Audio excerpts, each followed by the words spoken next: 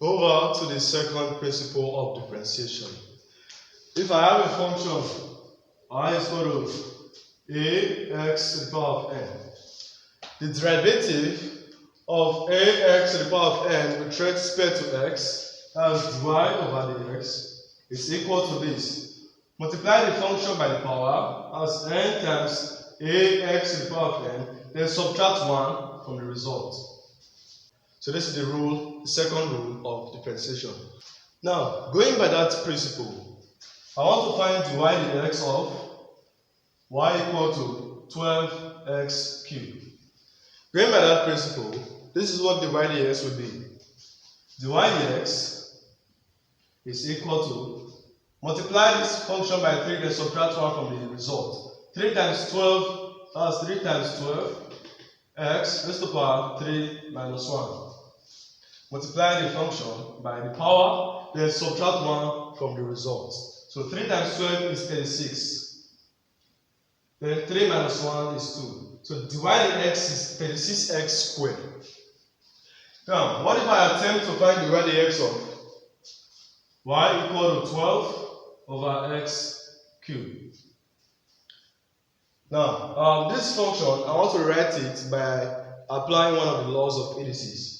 Y is equal to 12x raised to the power minus 3. Now, by the law of indices, I can actually write 1 over x to the power of 3 as x to the power of minus 3. So dy dx is equal to minus 3 times 12, that's minus 36x raised to the power minus 3 minus 1, that's minus 4. So this is my dy dx. And I can also write this as minus 36.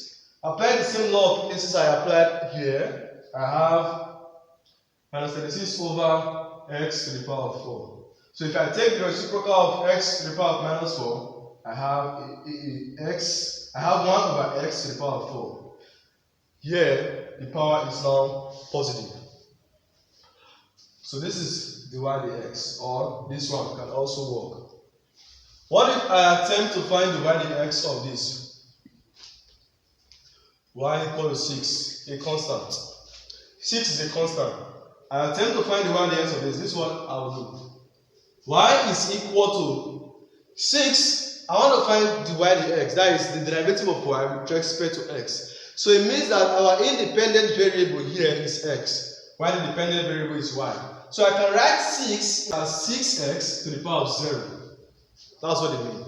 So dy dx will be this. Multiply the function by the power, that's 0 times 6x, then subtract 1 from the result, that's 0 minus 1. So all this gives us 0 times 6x to the power of 0 minus 1 is equal to 0. So this tells us that the derivative of a constant is equal to 0. What if I attempt to find the derivative of y equal to 3 root x? It's also easy. What I will do now is to express root x in another form, like y is equal to 3. By the law of indices, root x is equal to x to the power of 1 over 2. That is, the square root is equivalent to a power of 1 over 2. That is what it means. So our dy dx is simple.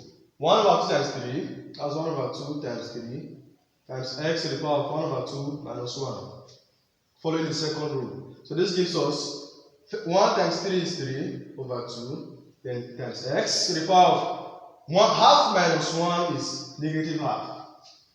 So if we simplify this further, dy dx is equal to 3 upon 2, then x to the power of minus 1 over 2 is equal to 1 over x to the power of 1 over 2. And this is equal to 3 over 2. X to the power of 1 over 2 is also the square root of x. So this is our dy dx. Y is equal to 5 over the cube root of x raised to the power of 4. So I want to get the derivative of this. Now I want to write this right hand side as 5 over the cube root of x to the power of 4 is equivalent to x to the power of 4 over 3.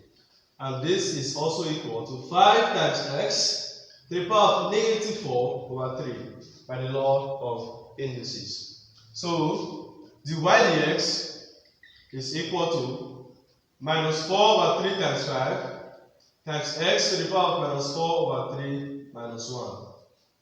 So minus 4 times 5 is minus 20 over 3. Then times x to the power of minus 4 over 3 minus 1 is minus 7 over 3. And so, this is what we have. Minus 20 over 3 times, I want to write x to the power of minus 7 over 3. I will have this, x to the power of 7 over 3.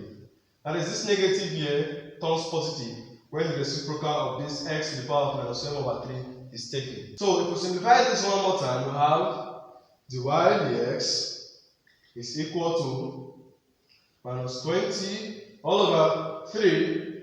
This x to the power of 7 over 3 is equivalent to the cube root of x to the power of 7.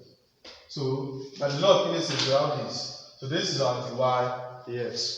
So, we have actually applied the second principle rule of differentiation to solve basic or simple functions. I'll see you in the next video. Subscribe.